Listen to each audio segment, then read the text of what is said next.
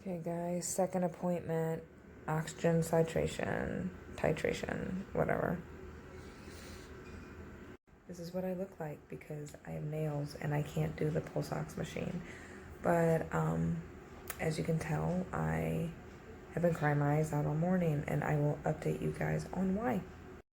Hey y'all, so it is freezing here. It is 32 degrees here in Florida, and that is too damn cold. So right now my husband is getting gas for us. I have a rheumatology appointment this morning to go over a few things that was said at my appointment with Mayo. So I will be doing a video and sitting down and just going over everything that's been said the past couple days. I needed to take some me time because it's been a very emotional time. So I will talk to you guys later. Bye. Hey guys, good afternoon. It is Wednesday here. I am having some chicken and gnocchi soup. My husband helped make this. It is Copycat Olive Garden chicken and gnocchi soup, and it tastes just like it. Not joking. So this is a must again. But I wanted to get on here and kind of chat with you guys while I eat my lunch about what's been going on the past couple days. I am just emotionally a wreck, mentally and physically, because emotions do wear on your body when you're chronically ill. So Monday I had my first appointment at Mayo to start my testing that I need to do for my transplant. It was only from like 8 a.m. to 10 a.m.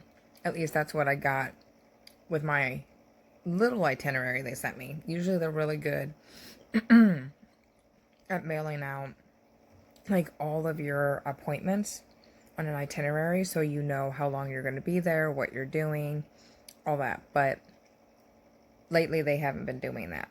So we got like a brief summary of kind of what I'm going to do, because I get text messages sent to my phone about the appointments as well.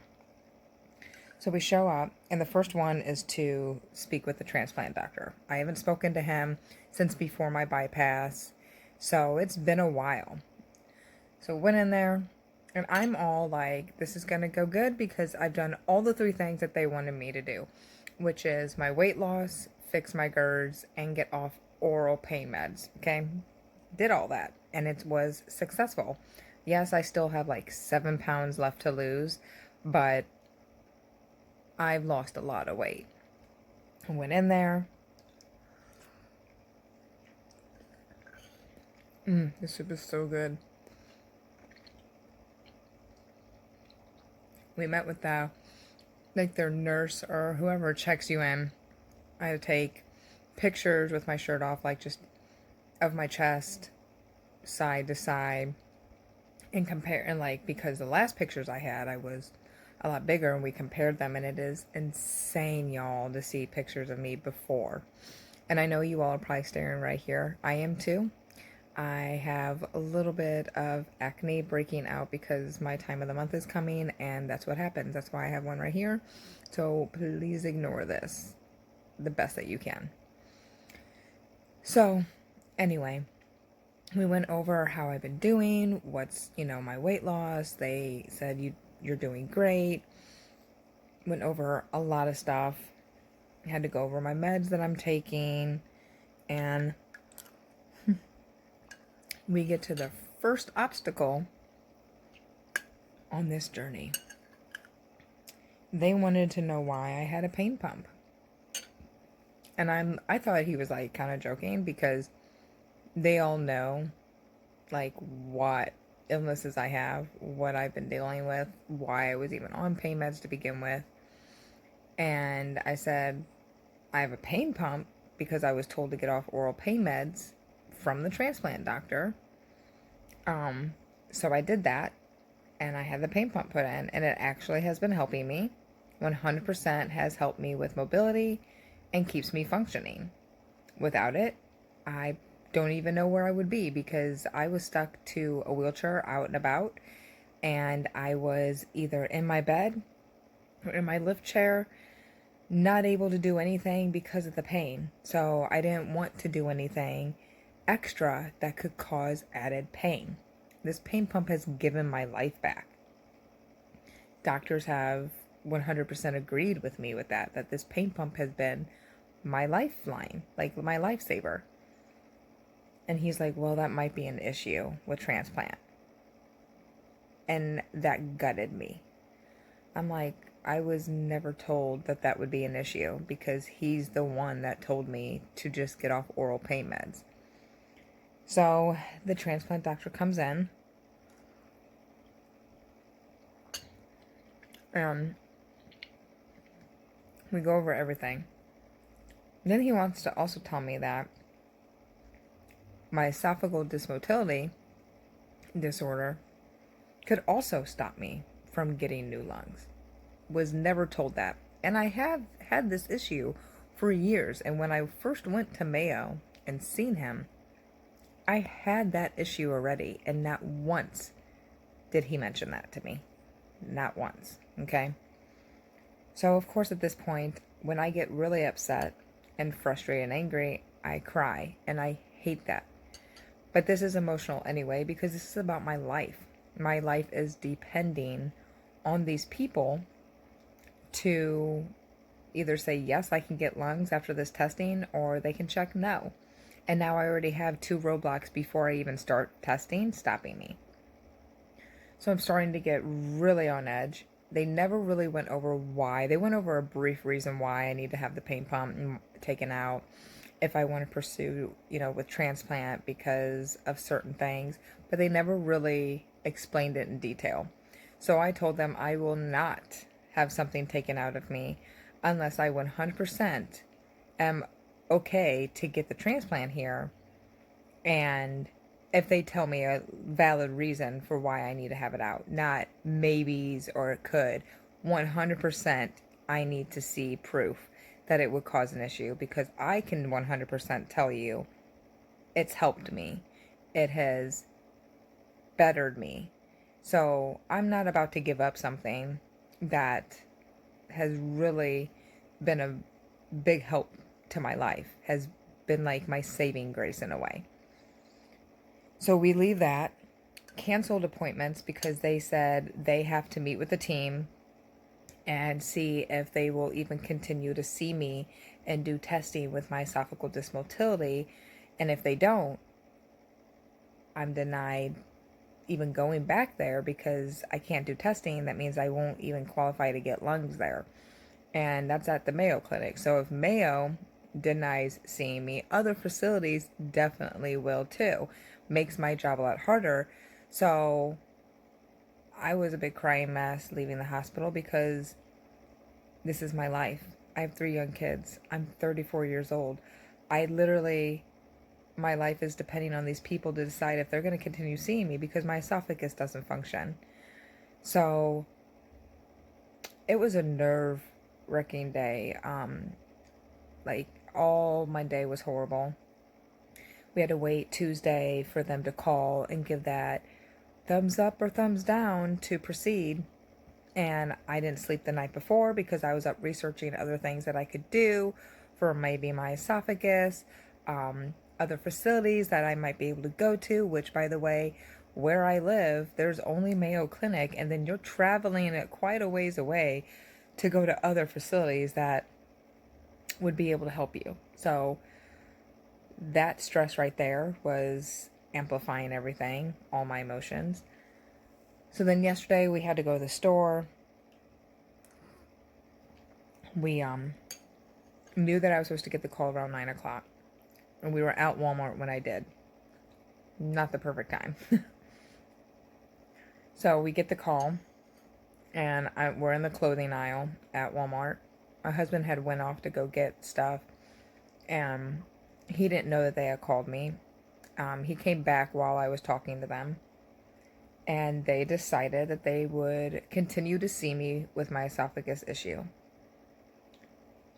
All my emotions just wanted to come out in that moment of just crying, relief, But they still want me to have this pain pump taken out eventually. And I said, I will do what I have to do to get new lungs. If I have to take my pain pump out, yes, I will. But I'm not doing that unless I 100% absolutely need to. And I need to talk to someone before that even happens, because I need to know exactly what the issue is with it, because it's helped me. I've had surgeries with it in. I've never had an issue with that. So I don't see how this is an issue. I've had other medications given to me that I did fine. I was not immune to those meds because that's not how that works. So he agreed with me on that. But then there was another issue that they wanted me to stop my Cytoxin infusion, which is my chemo that I do. The thing is, I only have 2 treatments left, so it's not like I'm doing them nonstop all the time the rest of my life. So I'm like, are you kidding me? Like, these are the things that are helping keeping me stable. And it's proven that it's helped my lung function, not a lot, but a little bit. And why would you want me to stop something that is literally improving and helping me out? It's like they want me to get worse. So then I have a reason to hurry up and get listed. I'm not ready to do that. I even explained to the guy that I'm just supposed to be doing this testing. So when the day comes and I do need to be listed, I've done that. I'm not supposed to be, okay, do testing, we're getting you listed, and like, you need to have a transplant. I was not told that I need to rush into doing transplant. I'm not that critical. And he understood. So I'm doing my testing. I moved it all back. February 3rd, I start my testing. My mom is actually coming down because we need help with our kids, with like school, stuff like that. So she's only going to be here for part of my testing. And then I'm going to try and see if I can get my grandpa to come for the rest of the testing. Because one is a heart cath. The other one, I'm having the manometry testing, which is a tube up your nose and it goes down into your esophagus, measures, stuff in your esophagus and into your stomach. But I don't have a stomach, it's just a pouch. But the other one is a colonoscopy I have to do. The papers of itinerary that we got while we were there were this thick of testing and appointments that I have to do. One day I'm there from like 8 until 5 p.m. all day doing testing. So it's going to be a very long, exhausting couple of weeks. So my husband has to change his leave tomorrow with work and adjust all that so he can be there for those testing. So it's been an emotional few days. I've cried so much, and just going over everything in my head of what I've been told. It just angers me. I'm this close, And then it's like they pull the rug out from under me. I've done everything that they told me in the beginning. And I feel like now they're adding new issues that they failed to mention in the beginning. It's not like, oh, I just had weight loss surgery and the pounds just melted off. No, I worked my butt off for that. I went through all those procedures, all those classes, all the testing for that, had the surgery, been working my butt off after the surgery, which was hell to do. Still not that easy. Had surgery to have pain pump put in so I could get off oral pain meds, which is not easy when your body is dependent on something. So that was bad. Went through horrible side effects of getting off oral pain meds. And I'm finally at a place where I feel good. And they just want to be like, you know what? Let's take that away from you. No, I shouldn't have to. And I can't believe that they would do that. That they also had the nerve to ask me, well, why do you even need pain meds or pain pump? Are you kidding me? Like, look at my chart. I have lupus, scleroderma, fibromyalgia, degenerative disc disease. I'm naming all my illnesses to them. Interstitial lung disease. Like, I'm naming all these. All these diseases do not come with zero pain. One of those, you will get pain. And that each of those illnesses have their own type of pain. My pain is not only just on the outside I hurt, it's on the inside. And it's nerve pain. This pain pump reaches every nerve ending with the meds. It's not like an IV, and it's nothing like oral pain meds. With the pain pump, it's in your spinal column, and it goes into where your nerves are, so it reaches your central nervous system, so it goes to your nerves. Every nerve ending in your body gets the pain meds. That is why I'm able to function. Why my restless leg syndrome doesn't F with me at night anymore. So yeah, I'm not willing to have this taken out and see what's going to happen to me. I have 3 little kids. My husband has to deploy in a year. I have to be able to be a mom and a wife. I don't want to just be a shell of a person where people has to dress me, feed me, bathe me, and go through that again, because I had to do that before and I'm not doing that again. I'm not taking 10 steps back. I came too far to get knocked back down. And yeah, I will do what I have to do in the end to do a transplant. Pain pump is not going to make me, oh, that's it. That's the deal breaker. But I'm going to fight to keep it because it's been my lifeline. So you can see, like, I'm getting emotional because it's been horrible few days. I just went to my rheumatology doctor today, and she agreed with me about the pain pump that makes no sense why. She can see maybe why there's an issue, but it shouldn't be. She's not worried about them stopping cytoxins. Like I said, we only have 2 more rounds and I'm done anyway. But it's just a lot, guys. It is a lot to deal with. I see my outside pulmonary doctor next week to go over my echo, but to also talk to her about everything and see, you know, once I do this testing, am I going to be listed? And if I get listed, like, what the heck? You know, like, I'm not ready to have a transplant. To me, I'm not that bad to where I need to hurry up and do it. I mean, and the thing is, they tell me my disease is unpredictable. I obviously, yes, I'm going to need a transplant eventually. That's what they told me. The thing is, I can change in weeks to months, or it might take years for my lungs to really start getting worse than it already is. My lungs function 22% now. So their reasoning to it is, you do the testing, you get listed, and if new lungs come available, do it. So you don't have to worry about, okay, I did the testing, but I don't need it. You waited. Now you need new lungs, but you have to redo all the testing, and now you're critical, and who knows how long it would be to get another set of new lungs, and you don't want to be in that position. You want to do it early enough where you're still kind of stable, but still sick enough that you need them. And that's what I am now. And it's terrifying because I didn't think I was going to be needing to do this soon. So there's a lot of unanswered questions that I need to get answered, and I'm going to. But yeah, so it hasn't been a good few days, guys. Anyway, I'm gonna get off here, finish this little bit of soup, and try not to cry today. But I hope you guys are having an amazing day.